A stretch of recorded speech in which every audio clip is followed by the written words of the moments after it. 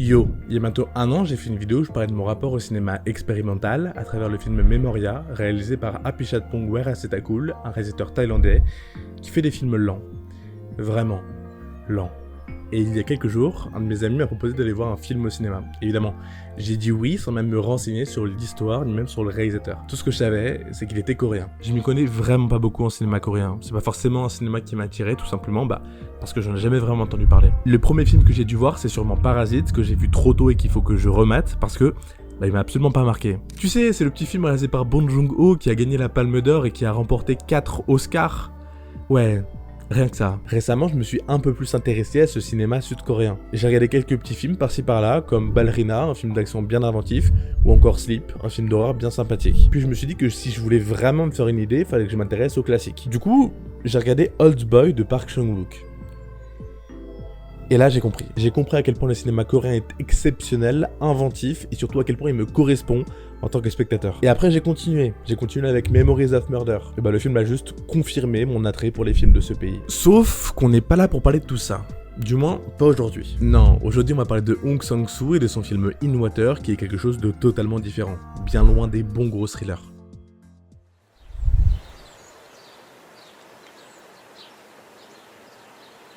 Ok, après une bonne pizza, on se dirige vers le cinéma en se demandant si le film va vraiment être intéressant. On s'installe dans la salle et c'était une séance un petit peu spéciale puisqu'elle était présentée par la directrice d'une école de coréen. À ce moment-là, tout ce que je sais, c'est à quoi ressemble l'affiche et quel est le pitch du film qui vient de nous être présenté. On est sur l'île de Jeju, en Corée du Sud. Ça ressemble à ça. On suit un acteur dont on ne sait pas grand chose, si ce n'est qu'il veut réaliser un film. Il invite donc une actrice et un de ses amis cadreurs à le rejoindre pour commencer le tournage. Problème, il sait pas quoi tourner. Son objectif est donc de trouver un scénario pour savoir de quoi va parler son film. En vrai, ce pitch assez simple m'a plutôt hypé. Parce qu'en vrai, ça m'est déjà arrivé de me retrouver dans ce genre de situation où t'invites des potes à tourner un truc sans savoir ce que tu vas tourner. Et c'est, je pense, un sujet qui peut être intéressant à exploiter dans un film.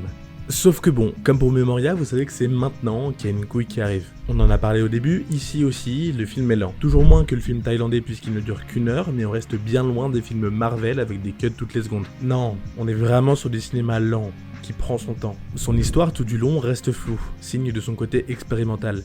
Mais c'est pas tout, ce qui est flou. Si je vous ai pas encore montré d'image du film, c'est tout simplement parce que presque l'entièreté de ce dernier est floue.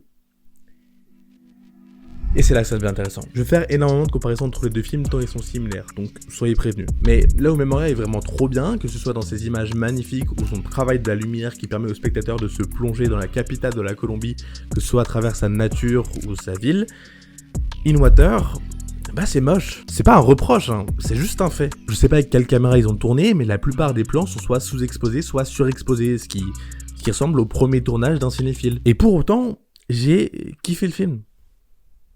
Ouais, j'ai kiffé un film d'1 heure auquel on comprend pas grand chose et qui ressemble à un film étudiant.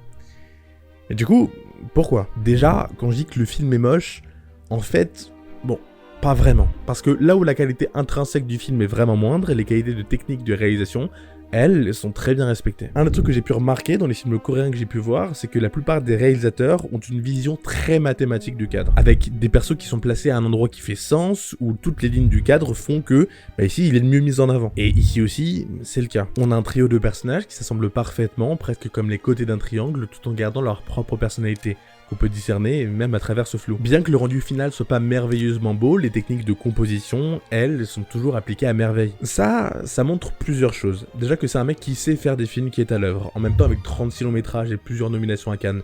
Tu m'étonnes, mais surtout que, si jamais ce film est flou et moche, c'est pas juste un manque de technique. C'est purement un choix esthétique. Choix esthétique qui peut évidemment sembler douteux. J'ai moi-même énormément de mal à m'enlever de la tête que tout ça n'a pas aucun sens et que c'est juste un mec qui se fout de notre gueule en produisant quelque chose qu'on va suranalyser. J'ai envie de savoir quelle était la vision du réalisateur. J'ai envie de savoir ce qu'il voulait faire à la base. J'ai envie de savoir si j'ai juste ma vision du truc. J'ai envie de savoir tout ça et en même temps, est-ce que ce savoir ne gâcherait pas tout ? Parce que, ce film, c'est vraiment une expérience. D'ailleurs, avant qu'on continue et que je change de batterie et de carte SD, si jamais, pour l'instant, ce que je vous ai dit, ça vous a donné même un tout petit peu envie de voir le film, allez le voir. Allez le voir histoire de vous faire une idée du truc et surtout une interprétation de ce dernier. Parce que bien qu'il y ait une histoire, chacun peut l'interpréter comme il le souhaite. Et ça, je l'ai compris quand à la projection, une des personnes a exprimé son interprétation du truc, et On n'a pas du tout compris la même chose. C'est pourquoi je trouve intéressant de se plonger sans en savoir plus. Parce qu'après, je vais vous donner mon avis et mon interprétation du truc.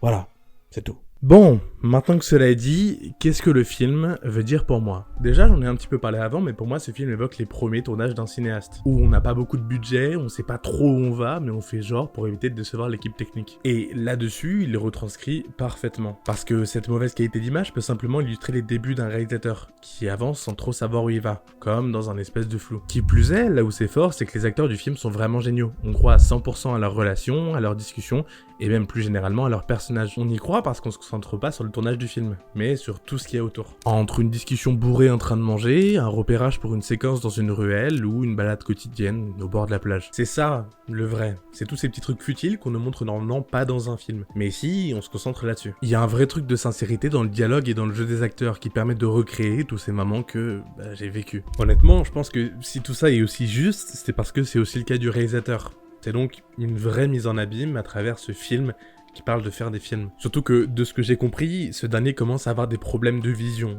Donc, ça explique peut-être le flou. Mais c'est pas tout, parce que ça parle aussi de la phase de doute sur la réalisation d'un projet avec un réalisateur qui, dans le film, se pose plein de questions sans trop savoir quoi faire.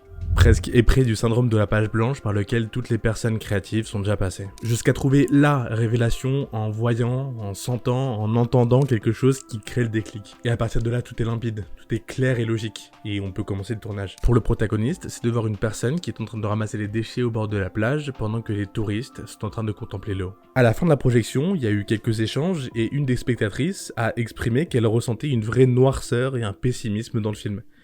Pour moi, c'est tout le contraire. Je l'ai vu comme un appel à la création sans se prendre la tête, transpirant l'espoir de voir ce monde changer. Et surtout, de rendre son importance à l'insignifiance de la routine quotidienne, comme pourrait le faire Jiro Taniguchi dans L'homme qui marche.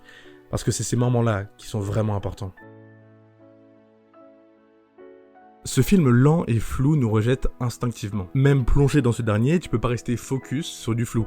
C'est impossible et même paradoxal. Du coup, perso, ça m'a fait penser énormément. Là où la vie quotidienne ne nous le permet pas forcément, là, dans une salle de cinéma, qui plus est face à ce film, on en revient à mettre notre vie en question. Et je pense que j'en avais besoin, parce que ça m'a fait vraiment du bien. Et je peux totalement comprendre que ça peut ne pas plaire. C'est vraiment un film spécial qui se ressent au feeling. Et j'ai moi-même beaucoup de réticence face à ce genre de film, je vous l'ai dit. Parce que là où j'ai kiffé In Water, je me suis rappelé que j'avais déjà vu une partie d'un des films de Hong Sang-soo au Festival de Cannes en 2023. Pourquoi seulement une partie? Tout simplement parce que je me suis endormi au bout de 5 minutes, parce qu'il faisait beaucoup trop chaud ce jour-là, et parce qu'on avait déjà eu une bonne semaine bien chargée en cinématographie. Je me suis fait réveiller 30 minutes plus tard avec des gens qui sortaient de la salle, tout simplement parce que le vidéoprojecteur avait lui non plus pas trop aimé la chaleur. Sur le moment, je suis ressorti de la salle avec un avis vraiment négatif sur le film, alors que je l'avais même pas vraiment vu. Comme quoi, mes goûts ont bien changé.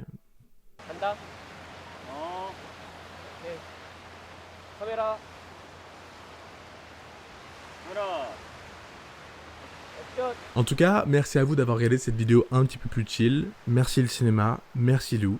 C'était Moana. Bisous. Oh ça rime jusqu'au bout.